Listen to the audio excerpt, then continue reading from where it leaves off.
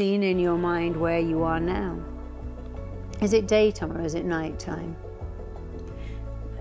And are you inside or outside?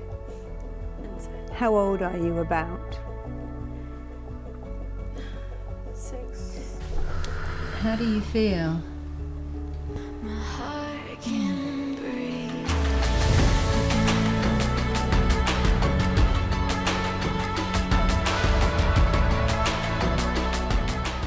So we're going to use hypnosis, Megan, to make you feel completely different, to help you understand. It's always the same thing. How did I get to be the way I was? And can that understanding be powerful enough to change? And the answer is absolutely yes. Understanding is power. So I'm going to show you how, where, why, when you've got all these fears and issues, and then we're going to remove them so they won't bother you anymore. It's not like we're going to extract them, but in a way we sort of are. We're going to get you to realize that that will never be you again. That was then. And while that wasn't right, it doesn't have to affect your life anymore. Does that make sense? So hypnosis is not scary. In fact, it's amazing. It doesn't send you to sleep. It actually wakes you up. The way to go into hypnosis is always to look up like that. Keep your eyeballs up, close the lids. You go into what's called an alpha brainwave, where you're much more receptive. You know, to just have a look back at what happened and then let it go. So, look at my finger and thumb.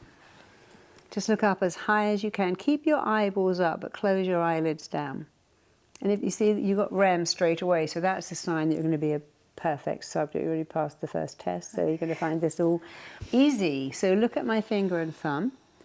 Look up, keep your eyes glued to my finger and thumb. Breathe in, breathe out. Take another deep breath, breathe in, breathe out. And just one final time, breathe in, keep your eyeballs up, keeping your eyeballs up. As you exhale, just close your eyelids right down, all the way down. Just close your eyelids down as your eyelids shut down. I want you to drop your chin just a fraction so you feel that looking down sensation. You're looking down 10 steps. And right now you're moving on to step 10 as each muscle, every nerve turns loose, lets loose, and you go deeper.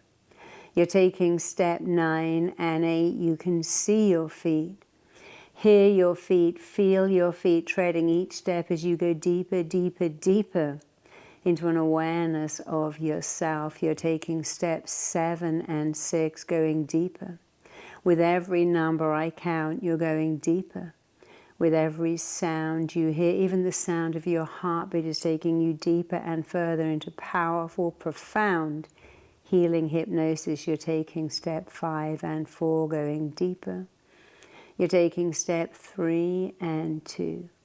And every sound and noise and movement around you is carrying you deeper, deeper, deeper into hypnosis. You're taking step 1, just go deeper, deeper, deeper.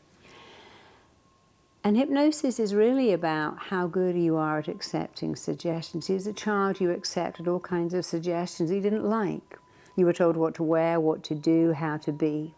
And you really didn't have any choice. But I'm going to show you how good you are at accepting suggestions. I'm going to show you.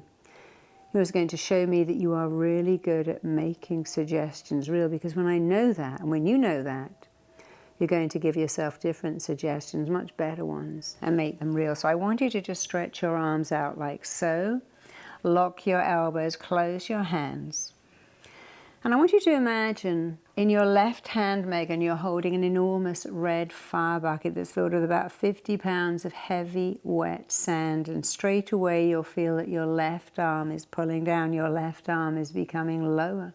You can feel the weight of that bucket pulling your left arm down as your left arm gets heavier and heavier and heavier.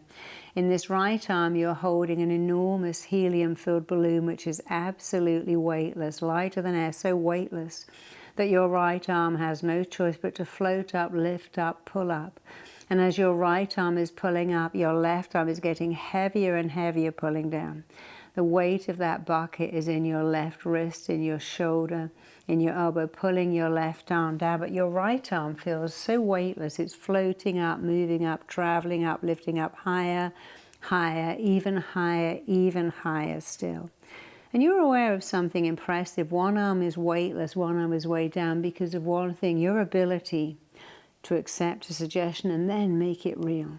And you're going to notice this even as I ask you, try to lift up your left arm and find it's incredibly, impossibly heavy. So heavy, the more you try to lift it, the more the weight of it pulls it back down again. And now try to push this right arm. I know it's like trying to push a beach ball underwater. The more you try to lower your right arm, it springs up, pops up and keeps traveling upwards. It refuses to go down. It insists on going up higher, higher, higher. And now let go of the bucket, let go of it, and go deeper, deeper, deeper. That's perfect. And you can see something that you should be very proud of. You are really good at making suggestions. Real, of course, when you're that little girl with a controlling father, you didn't have a choice. Today you get to choose to let go of that. So before we let go of it, we need to have a little look at it. Not a big thing. I'm going to have you look at a few scenes. I want you to remember something important. You are going to review, not relive. You cannot relive anything. You can only review it. And since it already happened to you, all you're doing today is dealing with a memory. And dealing with a memory, far from hurting you, can sometimes be powerfully freeing. I'm going to go back to one scene to do with being controlled and feeling trapped.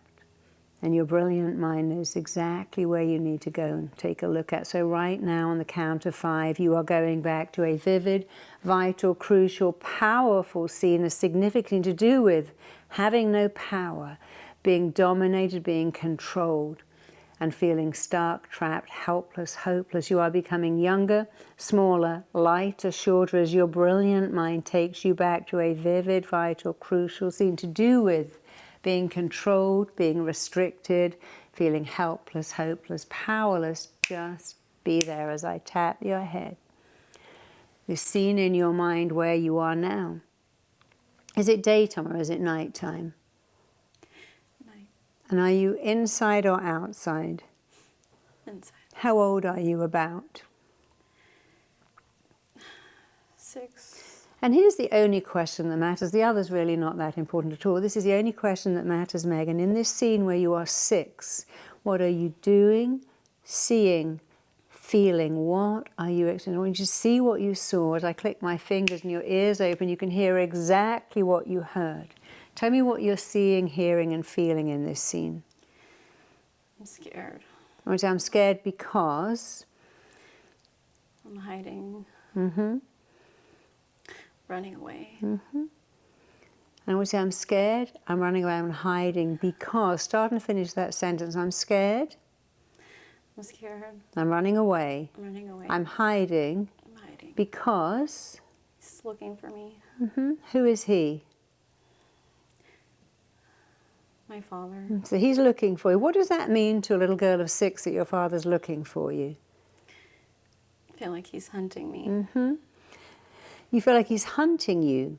And when he finds you, what will happen? Remember, you're reviewing this, even with fascination. I know it's sad, I know it's painful. I want you to look at it with fascination. That little girl feels hunted. That's a very interesting, she feels hunted. And when he finds that little girl, what will happen? He's going to hurt me. Mm-hmm. He's going to hurt you because... I did something wrong. Mm-hmm. And what did you do that was so wrong?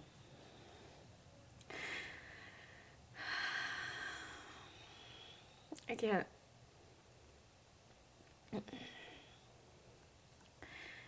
Disobeyed him. And do you know how you disobeyed him?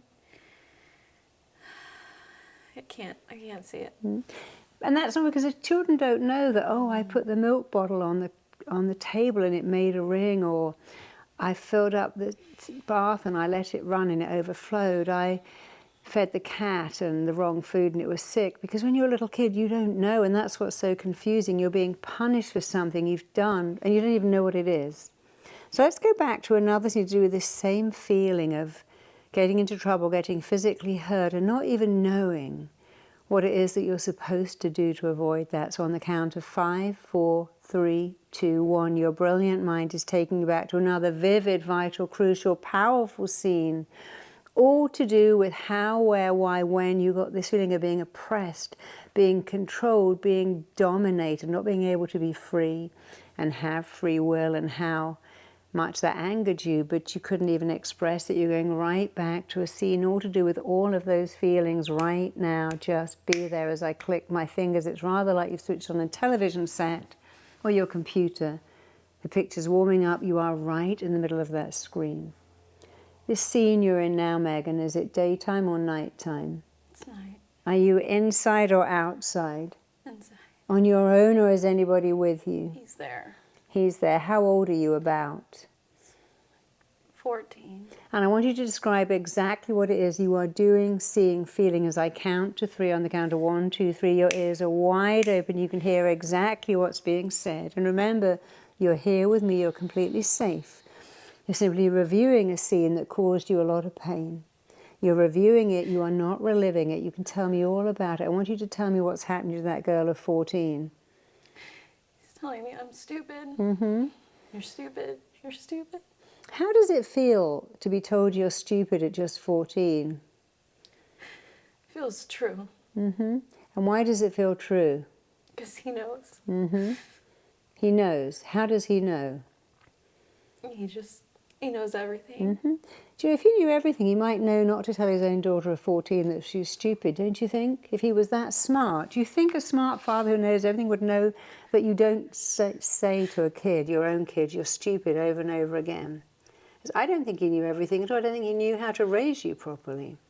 Because a good, loving father, even in moments of annoyance, would not go, you're stupid, stupid, stupid, over and over again. But you see, that's the control he had on you, that you believed he was always right. And when one person is right, the other person has to be wrong. So stay in that scene. He tells you you're stupid and you believe him because he's made you feel over the years that he's right, and if he's right, that must mean you're wrong. Is that right? What else is going on in that scene? He's just towering over me. He's behind me. I feel like he's watching me all the time. Mm-hmm. How does it feel to be watched all the time? It just feels like I can't even breathe. You can't even breathe, that's right. So I want you to imagine you're looking in this hand and you're holding just 2 scenes. It's okay, just let that go now. Just let that go. It's a scene of many, many scenes. The story of your life being oppressed, being judged, being intimidated. We now call this coercive control. It's been made illegal for all the right reasons. I want you to imagine you're holding some snapshots in this hand. The one where you're 14 and your father is towering over you. You can't even breathe as he tells you that you're stupid, stupid, stupid, and you believe him. When in fact the person who's stupid here is not you, it's him, because that is a stupid thing to do, to tell a child, your own beautiful daughter, that she's stupid over and over again. And the other is a little girl who's hiding because she knows her dad is going to find her, hunt her, punish her for doing something, and she doesn't even know what she's done, but she disobeyed him. So those 2 scenes are enough for you to look at. And in this scene today is a picture of you today. Beautiful, clever, smart, gorgeous, kind. And yet, the beautiful, kind adult you is very ruled by these scenes. So if you had ticker tape running between your hands like they have in Times Square, and it's explaining how these scenes in your past have led to all the issues you're going through today, reacting to control, getting angry, we will tell you what to do, feeling that you've got to be perfect and good all the time. I know how these scenes caused you today, but I want you to tell me. Tell me how those scenes, those 2 and others just like them, caused you to be the way you are today. Feel unworthy. Mm-hmm. Feel inadequate. Mm-hmm. Feel I can't go after what I want to go after. I want you to say, I feel unworthy, inadequate. Repeat after me, I feel unworthy. Feel unworthy. I feel inadequate. Feel inadequate. I can't go after what I want. I can't go after what I want. Because, Because finish that, because I just feel like I'm unworthy. I want to, because I was made to feel I unworthy. was made to feel unworthy. It happened so much. It happens so much. It's all I know. It's all I know. It's familiar to be made to feel unworthy, It's familiar to be made unworthy and not familiar to feel worthy. and not familiar to feel worthy. So I want you to imagine going back to that scene, and I want you to just look at that little girl of 6, and I want you to go, that's not me. It's not me. Because if you went home today and your father hunted you down and said, I'm going to hit you, wouldn't you call the police or walk out of the house? So that's not really you, is it? And at the age when if your father said today, you're stupid, you might go, you know what, Dad? I think you might be stupid because that's a really stupid thing to do to your own smart kid, isn't that right? He wanted to be a doctor, but he told you were stupid. He knew that wasn't true. Because he wouldn't have wanted to be a doctor if he thought you were stupid. So it sounds like he was the stupid one. Isn't that right? I want you to imagine your father's right in front of you, and I want you to say, Dad, I need to ask you a question. Why did you try so much to control me and make me successful and then tell me I was stupid? Couldn't you see how counterproductive that was? So imagine he's there and say out loud, Dad, you tried to mold me and shape me. You tried to mold me and shape me. And make me a doctor. And make me a doctor. You're obsessed with how my life would be. You're obsessed with how my life. And then you told me I was stupid, stupid, stupid. You told me I was stupid, stupid, stupid. So you were undoing all the work you were doing. And that makes me think that you're a bit stupid. That makes me think that you're a bit stupid. Why did you do that? Why did you do that? I thought you were so smart. I thought you were so smart. I thought you knew everything. I thought you knew everything. But looking at it now, But looking at it now, I don't think you were very smart at all. I don't think you were very smart at all. Because you really made me live a regimented life. Because you really made me live a regimen. And it caused me so much pain. It caused me so much pain. And my mother too. And my mother too. And you could see what you were doing. And you could see what you were doing. And you still did it. You still did it. And I'm now doubting how smart you really are. I'm doubting how smart you really are. Why did you do that? Why did you do that? Ask him, what made you behave like that? What made you behave like this? It's not loving. It's not loving. It's not kind. It's not kind. And it doesn't work. And it does not work. So why did you do it? So why did you do it? As I click my fingers, you can switch places. Become the father. Look out at your beautiful daughter and tell her the truth. Tell her the truth. What is it about your life that made you behave like that? Because I love you. Mm-hmm. And I want the best for you. Mm-hmm. I want you to have everything that I didn't. Mm-hmm. I want you to go back and say, no, that's not love. It's not love. Love is kind. Love is kind. Love is understanding. Love is understanding. And love is letting someone be who they want to be. Love is letting someone be who they want to be. I don't accept that answer. Don't accept that answer. I need a better one. I need a better one. What made you treat me like you owned me and could mold me and shape me as if I was a thing? What made you own me and shape me like I was a thing? What made you think that was okay? What made you think that was okay? Switch places, be the father, look again at your daughter and tell her the truth. Why did you act like she was your property? Just tell her the truth. I own you. Mm-hmm. Go on. You're mine. Mm-hmm. I want you to go on. I want you to be the father and say, I've always felt so inadequate my whole life. I've always felt so inadequate my whole life. I thought if I could make you perfect, If I could make you perfect, I wouldn't be so inadequate. I wouldn't be so inadequate. And that's why I tried to make you perfect. And that's why I tried to make you perfect. Even though I kind of knew it wasn't possible. Even though I kind of knew it wasn't possible. I needed you to be perfect, I needed you to be perfect. to hide all my To flaws. hide all my flaws. And it didn't work. And it didn't work. Does that sound, Megan, true or false? True. Of course it's true. People who try to have perfect children are always saying, well, I'm a bit rubbish, but I'll have a perfect kid and then I can convince the whole world I'm perfect, but they can never convince themselves. And there is no perfect. In the race to be perfect, there's no finishing line because your father is like all of us, flawed, having flawed relationships with flawed people, but he wanted you to be perfect. He gave you, he said, enter that race and you can never even reach the finishing line, and he kept you there for a long time.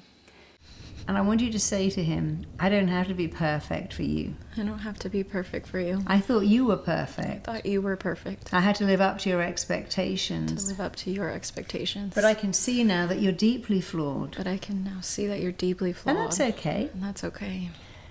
I'm free now. I'm free. Your flaws Your are flaws setting me free. are setting me free. I don't need to live up to any I don't expectations. need to live up to any expectations. Don't need to live up to I yours. don't need to live up to yours. It's not my job to make your life better. It's not my job to make your life better. It's not my job to make you look better. It's not my job to make you look better. My job is to live my life on my terms. My job is to live my life on my terms. And when I was a kid, I didn't have a voice. When I was a kid, I didn't have a voice. But I have one now. But I have one now. And I can tell you anything I can like. tell you anything I like. I can tell you that you're I wrong. can tell you that you're wrong. You're not as smart as you think you are. You're not as smart as you think you are. And you don't own me. And you do not own me. And I owe you nothing at all. And I owe you nothing at all. What else would you like to say to him? Now that you can see the truth, now that the scales are falling away from your eyes and you can see the truth, an inadequate man thought, well, I'll make my daughter perfect and then it will hide my flaws.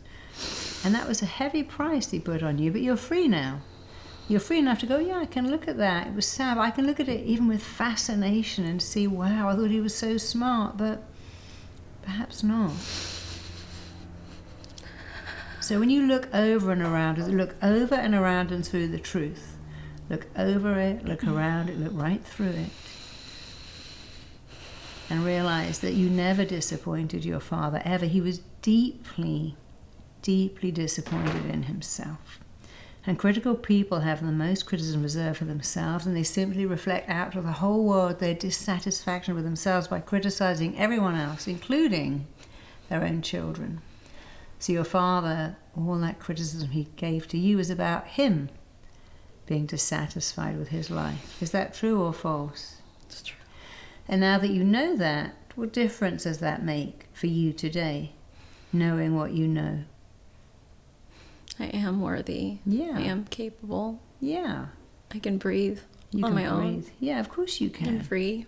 So I want you to go back to the little girl of 6 who's hiding, and I want you to say, with some power in your voice, that's not me. It's not me. I don't need to run. I don't need to run. I don't need to hide. I don't need to hide. I have a voice. I have a voice. And I can tell my father to back off, I can tell my father to back off. to go away. To go away. I can say anything I like to him, Say anything I like to him. because he will never put his hands on me again. Because he will never put his hands on me again. And I'm not 6. Not 6. And I can fight back. I can fight back. I'm smarter than him. I'm smarter than him. I know that. I know that. He probably knows it too. Probably knows it too. I want you to go back to the scene where you're 14 and your father is you can't even breathe as he tells you you're stupid. I want you to go, that's not me. It's not me. I'm smart. I am smart. I'm smart enough to know better than to call people I'm names. smart enough to not call people names. I'm smart enough to not try and diminish someone I'm smart enough to not diminish someone. or suffocate someone. Or suffocate someone. I'm smarter than my dad. I'm smarter than my dad. I don't have to prove anything to him And I don't need to prove anything to him. or anyone else. Or anyone else. I'm free now. I am free now. And I want you to imagine putting your arms up, little girl of 6, just holding that little girl in your arms. I want you to imagine taking her back, Megan, to where you live now. Where do you live now? My house Okay, where's your house? in Austin.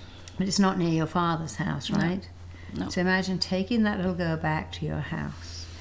And I want you to walk her through the door. And I want you to repeat these very words. I want you, as you walk through the door, to say, I'm upgrading you into my world now.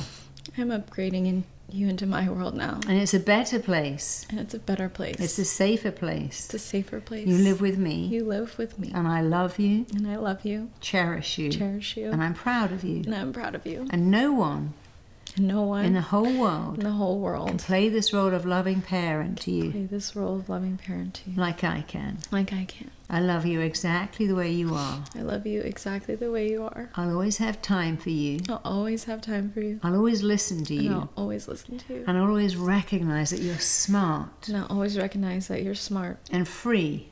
and free. And you're a free person And you're a free person in a free world. in a free world.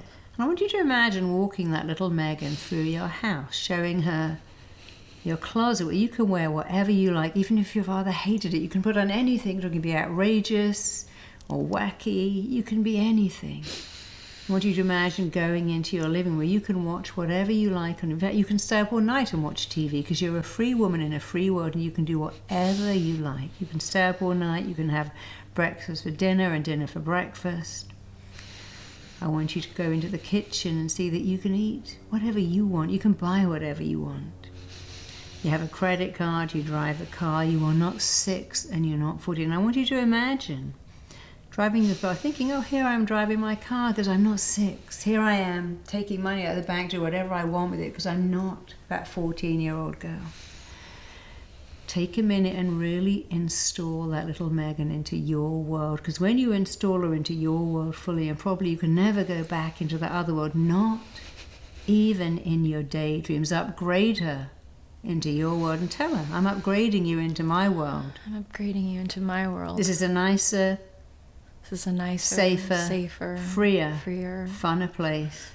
And now that you live with me, and in me, in me, now I've created a place in my home, now I've created a place in my home, and in my heart, for you. You You can never go back to the other world. You can never go back to the other world. Not ever. Not ever.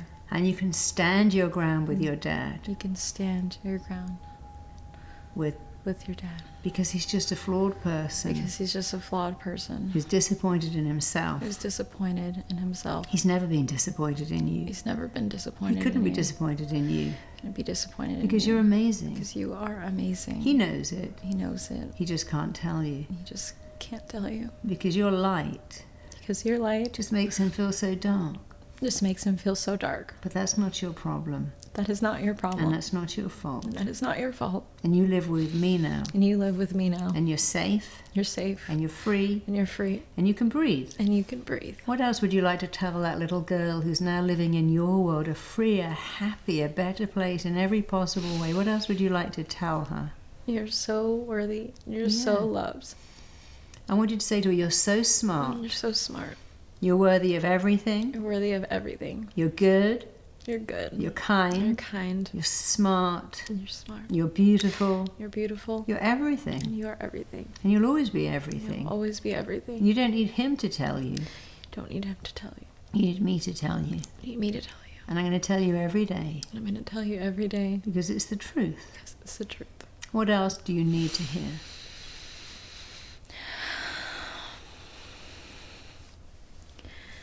I can be who I want to be. Yeah.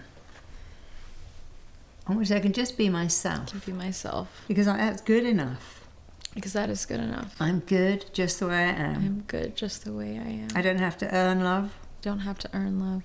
Or chase love. Or chase love. I never have to work for love. Never have to work for love. It's available to me all the time. It's available to me all the time. Because I'm worthy of it. Because I am worthy of it. So just feel that little girl merging into you, almost dropping down and merging into taking up residence, living in your body, living in your heart, living in your life. And as I rock your head,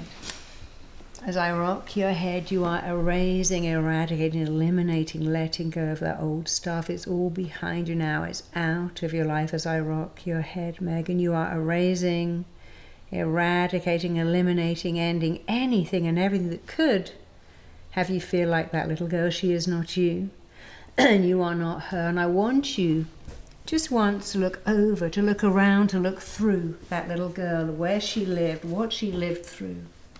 I want you to look over it, around it, and right through it. And as you look over it and around it through it, you see the truth. And here is the truth. It will never again, for the rest of your long, gorgeous, amazing, free life, it will never again be relevant or necessary or appropriate. It won't even be interesting to you to ever again think or feel or act as if you were her, because you're not her. You're free. And you can do whatever you want and be whoever you want. And realize that people who criticize are full of criticism of themselves. People who are critical are full of self-criticism. Superior people praise, you go, that's great, you did amazing, didn't have to be perfect, you did your best, it's good. Superior people praise and inferior people criticize. And you're not a critic, because you're able to praise yourself and others, and that's the best place to be. So just let it all go, just let it all go. Just let your mind clear. As you go deeper into an absolutely relaxed state, as you go deeper, drift deeper, sink deeper, You can again look over and around and through that little child and see, wow, that's not me. I'm free. You're as free as a bird. You can run, jump, sing, laugh. You can be silly. You can be wild. You can be crazy. You can be bad. You can be everything because you are free. And as you look over and around and through the past, that is not you. It can't be. You can't go back and be that girl, even if you wanted to. Because life doesn't go backwards. It goes forwards like an arrow. And just like an arrow, your father was the bow and you left him behind a long time ago. You're free now. And you're free to be you, happy, fun, carefree. You're able to live your life. Know that occasionally you'll be in situations, maybe in an airport, maybe on a plane, where someone says, sit down, put on your seatbelt. We'll give you instruction. You know that they really have your interest at heart. You're able to say that's okay. But most of the time you can break rules and do whatever you want. You can have fun, you can be wild, you can do all the things you couldn't do as a kid. Stay up all night. Dress however you want to dress. Be completely inappropriate if it suits you in the safety of your own home. Because you will never, ever, ever again be sick of it. And you'll never again live with your father. You'll never again think that he was so smart, because you know the truth today. He was deeply flawed. And because he was so deeply flawed, he wanted you to be the opposite of imperfect. But you like being flawed. It's what I call being flawsome. You're flawed, I'm flawed, and flawed people can have beautiful flawed relationships when they stop trying to make the other person make up for all their flaws. You can forgive your father. You don't have to, because you're too busy living your life being great. So as you go deeper, drift deeper, sink deeper, Megan, every single day you are moving on from one phenomenal accomplishment to another. Every day you're moving on from one incredible achievement to another. Every day you accept that you are deeply lovable just the way you are. You never have to earn love, work for love, chase love. It's all around you. And you are worthy of it. You are worthy of love. You are worthy of praise. You are worthy of recognition. You're worthy of care and kindness. And you're worthy of being accepted just the way you are. And you know that. And you let that sink in. That's sinking into the way butter sinks into hot toast. It's sinking in the way lotion sinks into dry skin. You're letting all the good stuff in.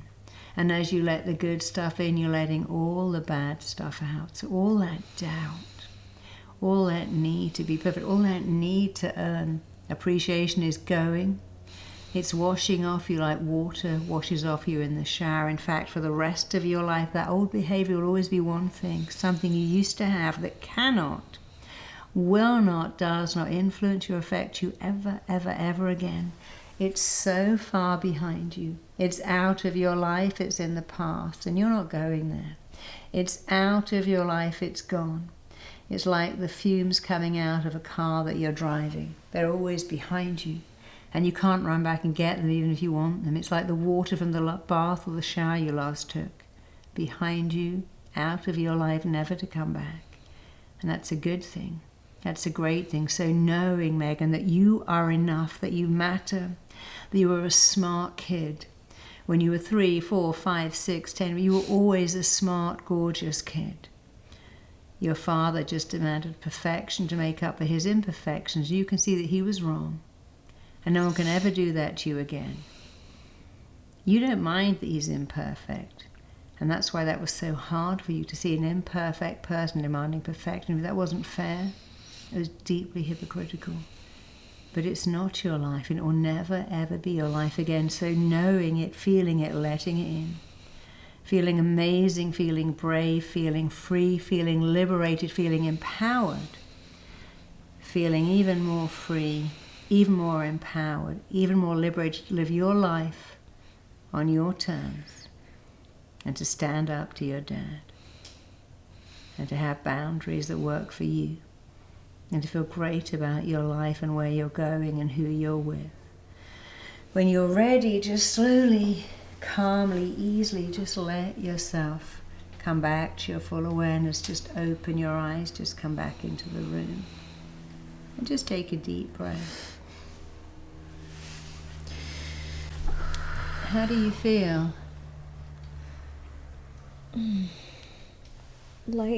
Lighter. It's good to be lighter. It's strange to remember that, but it's not remembering, it's remembering what it did to you. Mm-hmm. But when you remember what it did to you, you think, well, now you can choose to never let it affect you like that ever again. Yeah. And does it make sense when you realise that your father's imperfections made him try to make you perfect, even though that's an impossible thing to do? Mm-hmm. So he wasn't quite as smart as you thought he was. Mm-mm. And of course that's probably why he had an affair too, because people are imperfect, always looking for someone to worship them. How do you feel now? I feel a little dizzy. Yeah, it's very normal as you let go of stuff to feel a bit dizzy. I want to throw up. Sorry? I feel like I want to throw up. Yeah. Well, you know, that's a huge letting go. Sometimes after hypnotherapy you can feel like you need to pee a lot.